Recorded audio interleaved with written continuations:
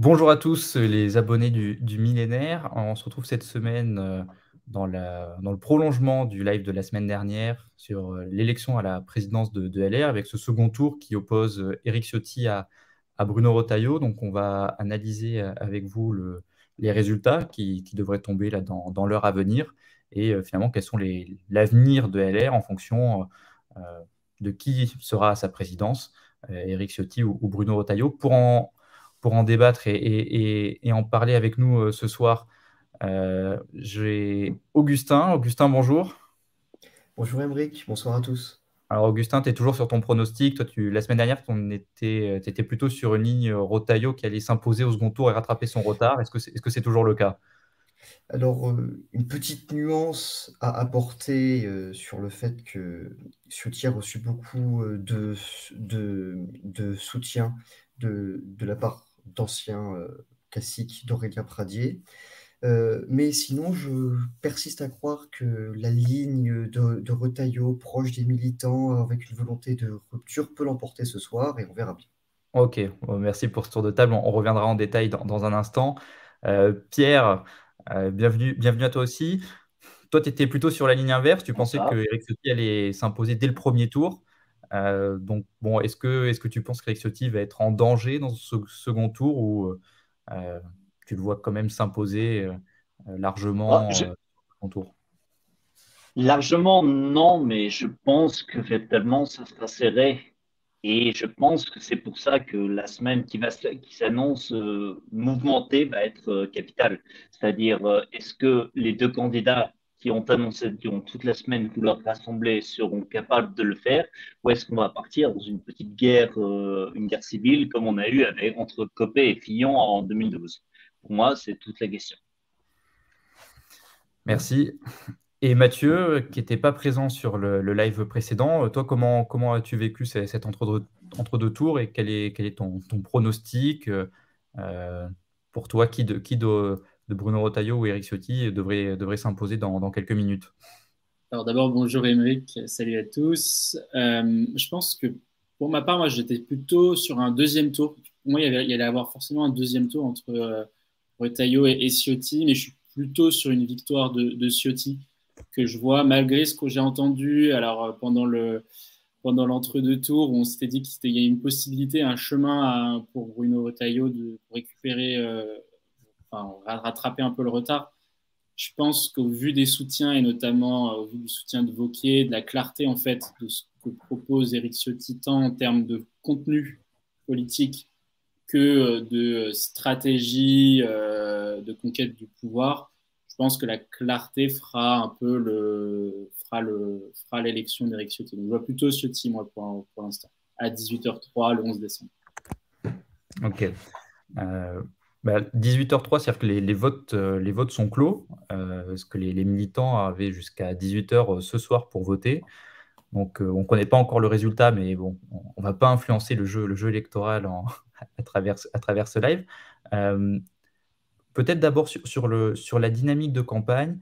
Je ne sais pas si vous êtes d'accord avec moi. Moi, j'ai eu plutôt le sentiment, euh, alors que Bruno Retailleau, l'équation était assez simple, finalement, pour rattraper son retard. Il devait réussir à conserver sa base électorale et en même temps aller chercher à peu près deux tiers des électeurs d'Aurélien Pradier. Est-ce que vous, euh, de- par les soutiens, par les mouvements des anciens cadres peut-être ou des militants qui ont voté Aurélien Pradier sur les réseaux sociaux, est-ce que vous pensez que Bruno Retailleau va parvenir à capter l'électorat d'Aurélien Pradier et dans quelle mesure, comment vous avez évalué ce point-là en termes de proximité, parce que la proximité idéologique entre Aurélien Pradier et Bruno Retailleau était pas si importante. Le seul point qu'il y avait peut-être de commun dans le programme, c'était la volonté de renouvellement, de changer les équipes, les cadres.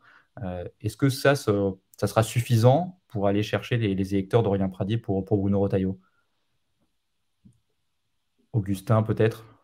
Oui, alors, euh, je pense qu'effectivement, Aurélien Pradier et Bruno Retailleau sont dans l'absolu, en termes de programme, pas extrêmement proches, mais qu'en revanche, Aurélien Pradier serait peut-être plus proche de Éric Ciotti que de Bruno Retailleau en termes relatifs.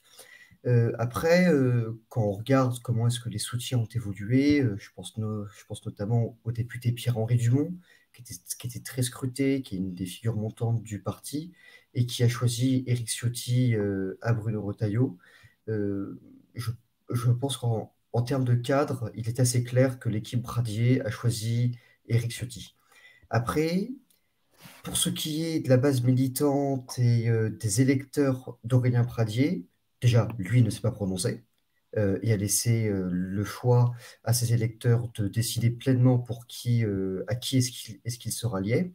Et ensuite, Bruno Retailleau a martelé durant les derniers jours un message vraiment très porté sur les jeunes, j'ai trouvé, avec différentes réunions organisées, aussi plusieurs vidéos diffusées sur YouTube, etc., qui avaient vraiment pour but de renouer, d'attirer la base Il, militante jeune qu'avait choisi Pradier. il visait la jeunesse parce que c'était un des atouts d'Aurélien Pradier, c'est d'incarner Voilà. une nouvelle génération à droite et d'avoir ce renouvellement de génération. Et Bruno Retailleau avait ciblé ça dans l'électorat clé d'Aurélien Pradier. Euh, Pierre, peut-être, Mhm. toi qui étais plutôt sur une analyse de l'électorat plutôt d'Éric Ciotti, euh, Mhm. est-ce que Éric Ciotti, finalement, lui, le fait que Aurélien Pradier n'ait pas choisi euh, de report de voix, n'a pas indiqué d'intention de vote, est-ce que c'est pas finalement sa meilleure chance de gagner? Parce que finalement, il n'a pas, contrairement à ce qui s'était passé à la primaire il y a un an, un front anti-Ciotti. C'est-à-dire que là, il n'a pas choisi, il a renvoyé dos à dos finalement Bruno Retailleau, en tout cas officiellement, et Éric Ciotti. Est-ce que c'est pas ça qui manquait à Éric Ciotti pour la primaire face à Valérie Pécresse, c'est-à-dire de ne pas avoir de ralliement contre lui? Non, bah, tu as tout à fait d'accord. C'est vrai que Ciotti, bah, ça l'a empêché de dormir assez longtemps. Il faut se rappeler qu'au premier tour de la primaire, donc, il est sorti en tête. Il était devant Valérie Pécresse, mais qu'après, il y a eu un front anti-Ciotti qui s'est formé, en fait. Et il a très mal vécu. Et donc, c'est pour ça qu'il a essayé un petit peu de lisser son discours, d'apparaître moins clivant, même si, bon, en soi, son discours est resté le même, c'est-à-dire il a centré sur le régalien et sur l'immigration. Donc, en soi, Ciotti avait ça dans un coin de sa tête. Et voir Aurélien Pradier ne pas donc choisir l'un ou l'autre a sûrement dû lui donner des ailes. C'est-à-dire que cette semaine, nous n'avons pas vu Eric Ciotti véritablement être clivant et aller plus à droite, aller chasser les électeurs en fait de Bruno Retailleau où il est resté donc droit dans ses bottes si je peux me permettre et donc pour essayer tant bien que mal de capter en fait les électeurs de Ciotti d'Aurélien Pradier, pardon, parce il faut se rappeler que justement il a manqué les 50% d'assez peu, on va dire. Donc, il n'a pas besoin de capter tous les électeurs d'Aurélien Pradier. Il n'en a besoin que d'une petite, on va dire, portion. S'il en a Mais un tiers, portion ça lui importante, suffit, hein. oui, ça lui suffit. Et donc, pour lui, donc, je pense que la victoire cette semaine, ça a été qu'un front anti-Ciotti ne se soit pas formé. Donc, après, voilà. Et après, je reviendrai aussi sur quelque chose. Augustin l'a dit très justement. Donc, il avait une possibilité de voir les électeurs donc de Pradier se reporter sur Retailleau. Pourquoi? Parce qu'il y avait la même volonté de changement d'inventaire en fait de l'histoire du parti. Mais il faut se rappeler qu'Aurélien Pradier était donc ne portait pas des idées neuves. Il était vraiment c'est un enfant du chiracisme, en fait. Chiracisme, mais il faut se souvenir que Jacques Chirac avait dit que la droite a besoin d'un chef qui sait cheffer. Et en soi, donc, voir les électeurs d'Aurélien Pradier se rallier à Éric Ciotti, pour moi, ça a du sens, parce que Éric Ciotti a axé sa campagne sur le fait que justement, il voulait un chef, il voulait une figure forte pour les échéances électorales à venir, et c'est pour ça qu'il voulait donc choisir Laurent Wauquiez dès 2023. Donc, cette volonté de chercher un chef peut être justement l'instigateur donc, de ce rassemblement et de cette rencontre en fait entre deux droites qu'on pensait s'opposer. Ouais, peut-être sur le jeu, tu l'as bien dit, sur le jeu électoral en termes d'incarnation, on avait un candidat qui se revendiquait du chiracisme, c'était Aurélien Pradier. Bruno Retailleau, qui est plutôt dans la fibre filoniste, donc la droite plutôt conservatrice, libérale conservatrice, et Éric Ciotti qui était plutôt sur une droite populaire, bonapartiste, plutôt sarkozyste dans le style. C'est à peu près ça la répartition. Mathieu, toi, par rapport à ce clivage-là, finalement, on avait un parti qui a été plutôt créé, LR, par Nicolas Sarkozy, qui a pris une tournure plutôt conservatrice, classique, avec François Fillon, puis Valérie Pécresse, et Bruno Retailleau qui est plus dans cette lignée-là. Et là, on a plutôt un sentiment de retour sur une droite un peu plus identitaire, plus populaire, plus punchy dans le style. Est-ce que c'est un retournement? Est-ce que c'est un changement du corps électoral? Est-ce que c'est uniquement dû au fait que les électeurs veulent plus ou moins de Laurent Wauquiez comme candidat à l'élection présidentielle pour laver l'affront de 2022? Comment toi, tu analyses ce renversement en termes pas forcément de ligne idéologique, mais plutôt, parce que Éric Ciotti et Bruno Retailleau sont quand même assez proches, hein, mais plutôt en termes de style et d'incarnation?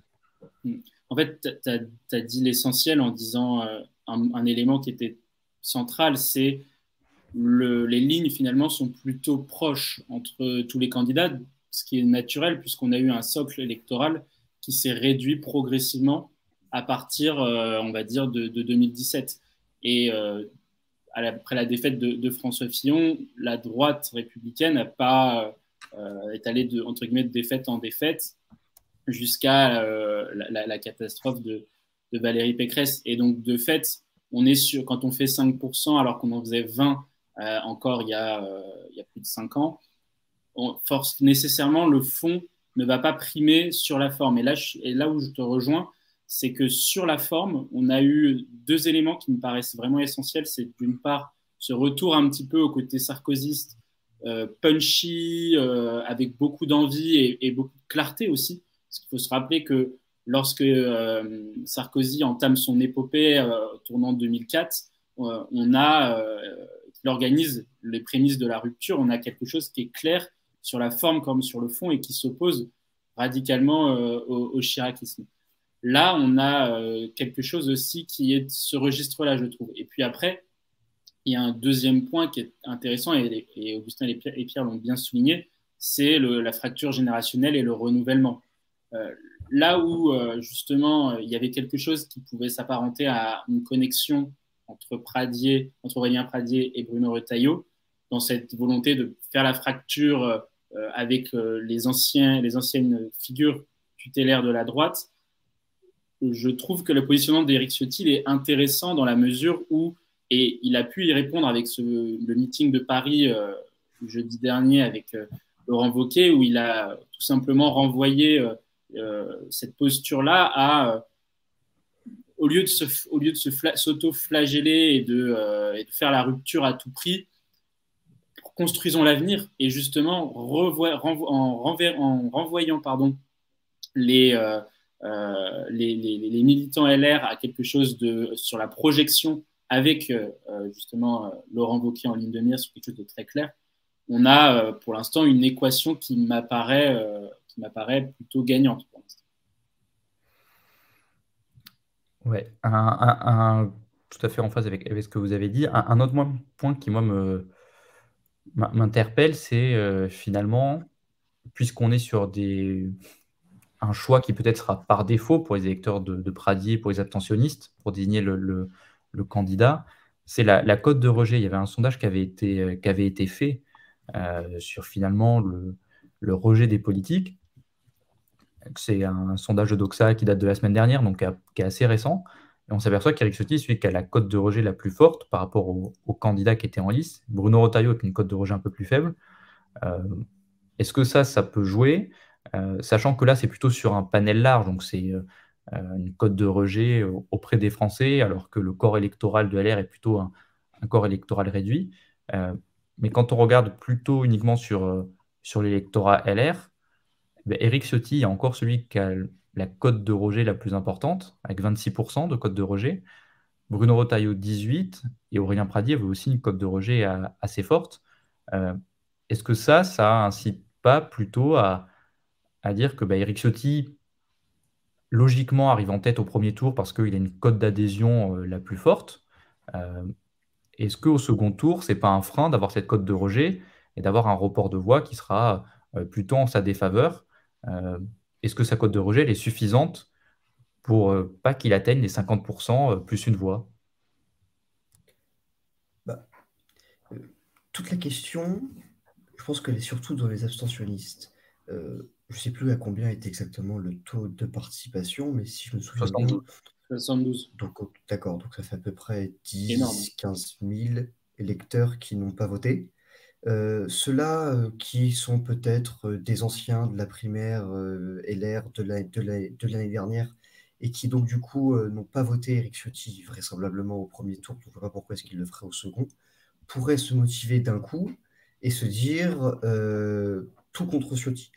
Donc ça ferait une réserve de voix potentielle à Bruno Retailleau. Tout le problème d'Éric Ciotti, au fond, c'est qu'il doit aller chercher des réserves de voix.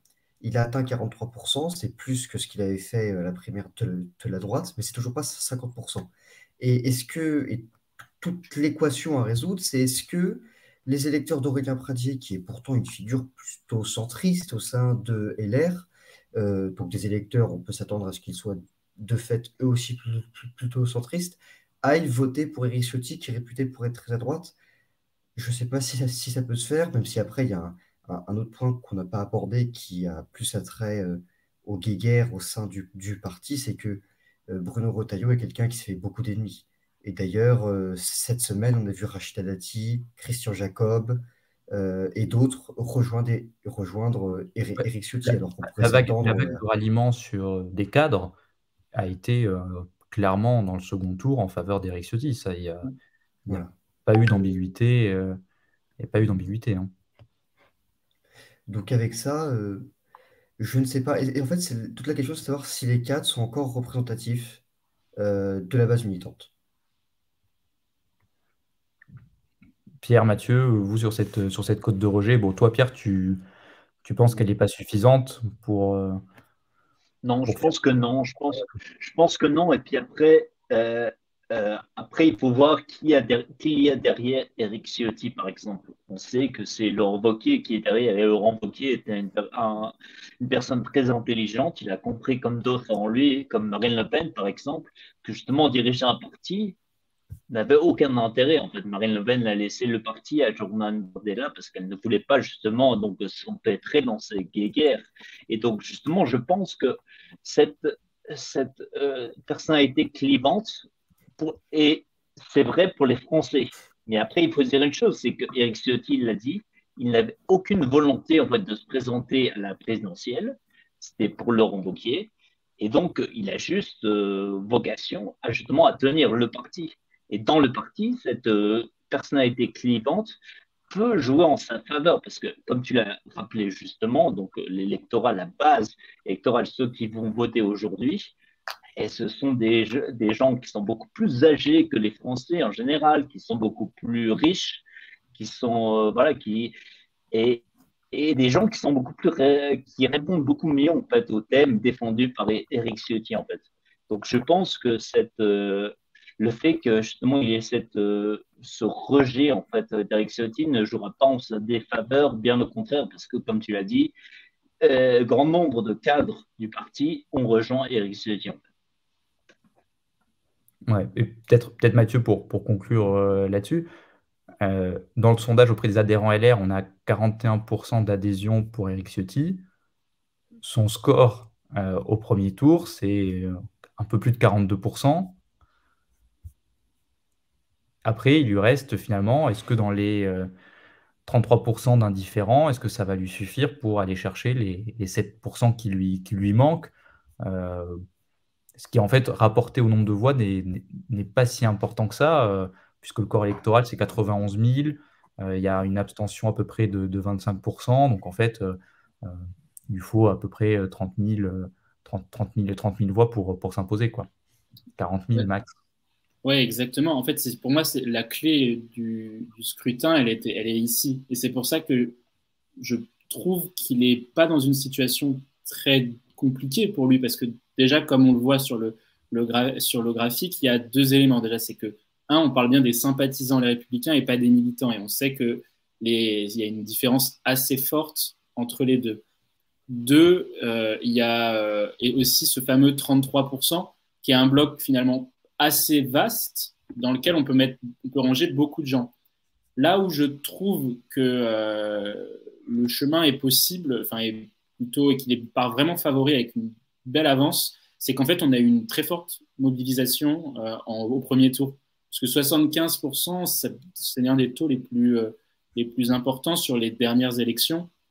Je crois qu'à partir de 60 et quelques pourcents, on peut déjà considérer que la mobilisation est très forte. Donc, je trouve que justement, sur un premier tour où il fait 40%, plus de 42%, avec une forte mobilisation, pour moi, les réserves de voix sont assez faibles finalement, puisque justement, cette forte mobilisation au premier tour lui assure un socle de voix qui est quand même très important par rapport à Bruno Retailleau. Ouais, mais alors on devrait avoir les résultats dans peu de temps de ce second tour. Peut-être avant qu'on ait connaissance des résultats, la principale différence entre Éric Ciotti et Bruno Retailleau, c'est la méthode de désignation du candidat à l'élection présidentielle. Éric Ciotti propose de désigner dès janvier, donc au retour des vacances, Laurent Wauquiez comme candidat à l'élection présidentielle, qu'il n'y ait pas de primaire, pour pas qu'il y ait de division et de dire la droite a besoin d'un chef. Celui qui est le mieux placé actuellement, c'est Laurent Wauquiez, donc on le désigne comme chef, et puis il va avoir 3 ans pour se préparer, même plus, même 4, pour se préparer à la campagne présidentielle, à marteler des thèmes et à faire revenir petit à petit l'électorat. Bruno Retailleau, lui, propose une méthode différente. Il est plutôt sur une primaire ouverte. Il ne veut pas que ce soit une désignation faite par des organes du parti. euh, et il veut surtout que ce soit fait après les européennes, donc après les élections européennes de 2024, dont on sait que l'élection des européennes est un clivage, une élection qui est difficile pour la droite, parce qu'elle est prise en plein clivage entre le camp plutôt nationaliste et eurosceptique versus le camp européen, pro-européen, euh, presque euro-gaga. Et donc, en fait, vu que LR a toujours été divisé sur cette question-là entre une ligne plutôt Séguin et une ligne Chirac, euh, c'est un clivage qui est défavorable. Pour vous, tactiquement, au-delà de la question que ce soit Laurent Wauquiez ou pas Laurent Wauquiez, il vaut mieux désigner le candidat après les européennes et finalement laisser passer une élection qui est défavorable à la droite, qui pourrait saper la dynamique du candidat, ou LR est tellement dans un état catastrophique d'un point de vue électoral, est-ce qu'il ne faut pas désigner le candidat le plus tôt possible pour ressusciter de l'intérêt, créer de la confiance avec les électeurs et espérer peut-être remonter progressivement? Pierre, je te Éric vois bouger. Ciotti vient d'être élu. Éric Éric, Ciotti vient Ouais, d'être élu. je suis en train de le voir aussi. Ouais. bon, ben, donc normalement, Éric Ciotti devrait être enfin, Laurent Wauquiez va être désigné candidat à l'élection présidentielle pour LR dès le mois prochain. Est-ce que vous, ça vous paraît être la bonne stratégie ou pas? Bon, eh bien, visiblement, je peux t'être trompé. On a le résultat exact ou pas? À combien de pourcents? 50,7. Ouf, oui, d'accord, ok. Donc, c'est 53, très, très- non, 53,7, pardon. D'accord. Bon, ça reste quand même Ouais. assez serré. C'est une victoire qui est honorable, mais qui n'est pas non plus écrasante. Est-ce que c'est la bonne stratégie? Alors, en fait, c'est une question qui est double, Émeric. C'est à la fois, est-ce que c'est la bonne stratégie de désigner Laurent Wauquiez, et est-ce que c'est la bonne stratégie de désigner Laurent Wauquiez dès maintenant? Vu l'état du parti et vu la teneur des élections européennes, à savoir des élections où il n'y a pas trop de place pour les modérés, vu qu'en fait c'est une élection où on rassemble et où c'est plutôt deux visions de l'Europe qui s'affrontent et qu'elle a là-dessus un avis très nuancé. Je pense que le désigner dès maintenant fera d'Éric Ciotti l'étendard de la défaite à venir de LR aux européennes, mais qu'en revanche, désigner Éric Ciotti comme candidat après les élections, Laurent Wauquiez comme candidat après les élections européennes, apparaît comme une bonne idée, puisque, à mon sens, c'est la personne qui, en termes purement tactiques et purement stratégiques, c'est la personne qui, au sein famille politique des Républicains est la plus à même de rassembler et de ramener des électeurs perdus au Rassemblement national. Peut-être pour faire le lien avec le résultat, 53,7, c'est un score c'est une victoire qui est suffisamment ample en principe pour éviter les contestations et les recours comme on a vu dans la bataille Copé-Fillon. En revanche, c'est pas suffisamment large pour dire ma ligne, elle s'est imposée très clairement. Il y a une volonté, il y a une volonté majoritaire auprès des électeurs que Laurent Wauquiez soit désigné dès janvier, mais est-ce que ça peut pas être soumis à débat parce que finalement, Bruno Retailleau fait pas un score qui est si mauvais que ça. Il double quasiment son score entre les deux tours. Éric Ciotti s'impose en progressant, mais c'est pas un score très très large, hein. Il n'a pas dépassé les 55%. On se rappelle que déjà à l'époque, quand il y avait Valérie Pécresse face à Éric Ciotti, le 60-40 était jugé comme mince finalement, comme avance. Euh, Mathieu, est-ce que ça ne peut pas créer, plus que de régler le problème de leadership de la droite, est-ce que ce résultat-là, il ne va pas créer un nouveau problème de leadership et une nouvelle crise chez LR sur la méthode de désignation qui ne fait pas forcément consensus, euh, puisque on est sur un scrutin où certes Éric Ciotti a gagné, on le rappelle, à 53,7, mais c'est pas une large victoire. Tout à fait d'accord. Et je pense que c'est là l'enjeu pour pouvoir répondre à ta première question sur la stratégie vis-à-vis de 2027. C'est que, mais je pense que c'était déjà acté finalement depuis le premier tour, c'est que pour qu'il y ait consensus sur la méthode de désignation, et notamment celle qui est très claire proposée par Éric Ciotti, il aurait fallu qu'Éric Ciotti soit élu dès le premier tour. Et donc, mais il lui a manqué ces 8 points qui l'ont empêché de gagner la présidence dès le premier tour. Et là, on aurait vraiment eu un consensus global sur la stratégie pour 2027. Là, je pense qu'avec le score tel qu'il est actuellement, de ce qu'on voit, on voit les tweets passer, a priori, il n'y a toujours pas de consensus sur la méthode, même si, de fait, il a gagné et avec un score honorable qui permettra, je pense, d'intégrer une partie des équipes de Bruno Retailleau pour pouvoir proposer quelque chose de consensuel parce que LR en a besoin pour pouvoir arriver face aux prochaines échéances électorales. Mais en l'état, c'est pas suffisant pour créer une dynamique sur ce scrutin. Là où ça va être intéressant pour la suite, à mes yeux, c'est comment préparer 2027 et comment tracer le chemin vers une victoire. Parce que là, le calendrier, c'est si on s'en tient au calendrier qui a été présenté, c'est Laurent Wauquiez désigné candidat de la droite dès janvier.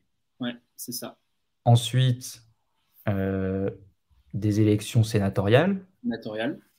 Où finalement, c'est plutôt Bruno Retailleau qui aura le leadership ou qui sera dans la lumière en termes de parti, puisque le Sénat est à droite et il est à la tête du groupe au Sénat. Et ensuite, les élections européennes. Les élections européennes où on n'a pas encore les premiers sondages, mais actuellement, les premières projections ne sont pas forcément avantageuses pour LR. Comment Laurent Wauquiez va faire s'il est désigné candidat pour jouer avec cet agenda électoral qui est peut-être pas forcément le bon. Est-ce qu'on n'arrive pas peut-être dans un scénario où Laurent Wauquiez est désigné candidat par Éric Ciotti, mais où Laurent Wauquiez reste dans son cadre régional, ne s'exprime pas sur le plan national et finalement suscite une attente et où on perd l'avantage d'avoir désigné un candidat très tôt? Ouais, et en fait sur ce point-là en particulier, il y a un problème. Si Laurent Wauquiez est vraiment le candidat naturel de LR, comme ça peut être le cas, par exemple, au Rassemblement national, on sait que c'est Marine Le Pen, à la France Insoumise, on sait que c'est Jean-Luc Mélenchon. Pourquoi avoir besoin de le préciser? Pourquoi avoir besoin de le mettre par écrit? On a l'impression qu'il y a une sorte de volonté de couper l'herbe sous le pied à tous les potentiels opposants à Laurent Wauquiez et de tuer le débat dans l'œuf. Sauf que c'est un jeu dangereux, puisque oui, Laurent Wauquiez a toutes les qualités requises, mais est-ce qu'il est capable de tenir pendant 4 ans seul, avec la nécessité de constituer une équipe avec des gens avec qui il ne sera pas forcément d'accord pour aller chercher, enfin, pas forcément d'accord surtout, pour aller ratisser le plus largement possible? Est-ce que c'est vraiment une bonne idée de lui mettre une cible dans le dos dès maintenant et du coup de le transformer en quelque sorte en responsable de l'échec aux européennes à venir? Enfin, échec, voilà, on fera peut-être 10%, mais ce ne sera pas une grande victoire. Je pense que la stratégie est risquée et dangereuse et qu'elle finirait même peut-être par desservir Laurent Wauquiez lui-même. En fait, je suis d'accord un peu avec ce que tu dis, Augustin, c'est que pour moi, il y a 3 risques très importants pour Laurent Wauquiez par rapport à son chemin vers 2027 qu'il avait tracé, on s'en souvient, en immersion auprès des Français. C'est que, effectivement, maintenant, il est obligé de descendre dans l'arène avec cette élection d'Éric Ciotti et il risque d'être attaqué par la presse d'un point de vue plus personnel. Deuxième point, c'est qu'il risque d'être la cible aussi d'autres candidats, notamment sur lesquels on voit qu'il y a une forte concurrence sur le segment à droite toute, avec à la fois Jordan Bardella et le duo Zemmour-Marion Maréchal-Le Pen. C'est le deuxième point. Et puis le troisième point aussi, c'est les guerres internes qu'on commence à connaître, avec notamment cette jeune garde LR, voir comment Ciotti et Wauquiez vont pouvoir intégrer les éléments de l'équipe, notamment d'Aurélien Pradier, sur la campagne les campagnes qui s'annoncent. Et moi, je reviens sur ce que tu as dit, Émeric. Je pense que le calendrier, c'est le plus compliqué aujourd'hui entre les sénatoriales, les européennes, puis 2026 les municipales avant l'élection présidentielle. Mais pour autant, est-ce que c'est pas aussi le moment de saisir ces moments électoraux pour pouvoir justement dérouler une doctrine qui soit claire, qui soit ensuite pour laquelle chaque élection permettra de déployer un thème. Par exemple, sénatorial, ça peut déployer une doctrine sur la question institutionnelle, sur la relation avec Renaissance, etc. Et avec les concurrents sur le segment plutôt Renaissance. Les européennes, c'est un thème qui nous est défavorable, mais est-ce que c'est pas le moment là d'essayer d'aller imprimer une véritable doctrine pour relancer la machine et en s'inspirant éventuellement, et peut-être que Pierre aura des éléments sur ce qui se passe dans les autres droites en Europe, et puis après sur les municipales, taper sur les sujets plus régaliens où Éric Ciotti pour le coup fait plutôt bien les choses. Est-ce que ce calendrier-là, finalement, est-ce qu'il ne peut pas servir à la constitution d'une doctrine claire, déroulée élection après élection, même si les résultats dans les premiers temps ne sont pas forcément toujours au rendez-vous? Pierre, sur ce sujet du choix du candidat, bonne ou mauvaise idée et comment gérer le calendrier? Franchement, honnêtement, pour moi, oui et non. C'est une bonne idée parce que justement, ça donnera une ligne conductrice et que justement, il n'y aura pas de guerre intestine au sein du parti même.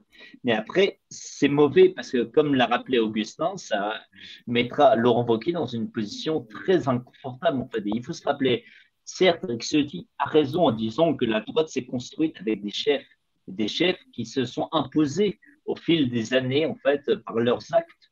C'est-à-dire le général de Gaulle s'est imposé, Jacques Chirac s'est imposé parce qu'il a fait certaines choses, Nicolas Sarkozy de même. Et en soi, il n'y a jamais eu en fait un homme providentiel au sein de la droite qui a été choisi par les apparatchiks du parti en fait. Et c'est pour ça que je pense que c'est plus une mauvaise idée qu'une bonne idée en fait. Il y a un peu des deux. Après, pour revenir sur ce qu'a dit Mathieu, il a tout à fait raison. C'est-à-dire, aujourd'hui, on le sait très bien, le débat pour les élections européennes, par exemple, est complètement siphonné, complètement occupé, en fait, d'une part, Renaissance, d'autre part, par le Rassemblement national. Aucun autre parti n'arrive à exister sur les thèmes européens aujourd'hui dans l'espace médiatique français. Et moi, je vois ça non pas comme une fatalité, mais plutôt comme une chance pour LR, justement, d'imposer sa vision. Et justement, comme tu l'as dit, et ça a été fait ailleurs en Europe, c'est-à-dire que Mélanie, elle s'appuie, par exemple, il faut rappeler son ministre des Affaires étrangères, c'est Antonio Tajani. qui était ancien président du Parlement européen, qui était commissaire européen aussi.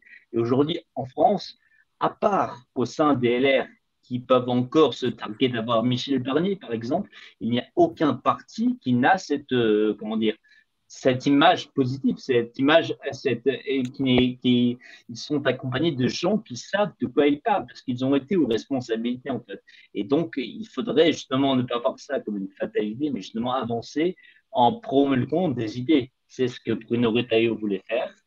C'était une bonne idée. C'est vrai que plus penser donc aux idées et aux programmes plutôt qu'à l'incarnation serait une bonne idée. Maintenant, nous allons voir, c'est Éric Ciotti qui a gagné, donc la ligne voulant donc la désignation d'un homme fort au sein de la droite rapidement. Donc nous allons voir comment Éric Ciotti va se débrouiller et comment justement il va pouvoir faire l'amalgame des différentes mouvances au sein de la droite. Et donc Mathieu l'a rappelé, il y a Aurélien Pradier, mais il y a aussi donc Bruno Retailleau qui n'est pas à oublier parce que sur la ligne européenne, par exemple, il n'y a que sur Retailleau que justement il y avait quelqu'un de plus ou moins cohérent, c'est-à-dire qu'il comptait François-Xavier Bellamy, par exemple. À côté de ça, Éric Ciotti, justement, ne pouvait pas se targuer d'avoir un soutien tel. C'est-à-dire le meilleur qu'il avait au niveau européen, c'était Nadine Morano. Donc, je pense ne pas vous apprendre quelque chose en vous disant que François-Xavier Bellamy est plus impliqué en fait, dans la vie du Parlement européen que ne l'est Morano. Maintenant, le plus dur va commencer. L'agenda a été fixé, mais c'est très dur de fixer un agenda, surtout quand on a un parti comme les LR. Donc, nous allons voir. Ouais, merci, merci Pierre. Moi, je pense qu'on on va clôturer sur ce dernier tour de table où finalement, maintenant, tout reste à faire pour Éric Ciotti. Est-ce qu'il va parvenir à imposer son choix de Laurent Wauquiez dès janvier? Est-ce que Laurent Wauquiez entrera dans l'arène ou se laissera être désigné sans pour autant prendre part au débat public et débat public national, j'entends, parce que sur le débat public régional, il est très présent.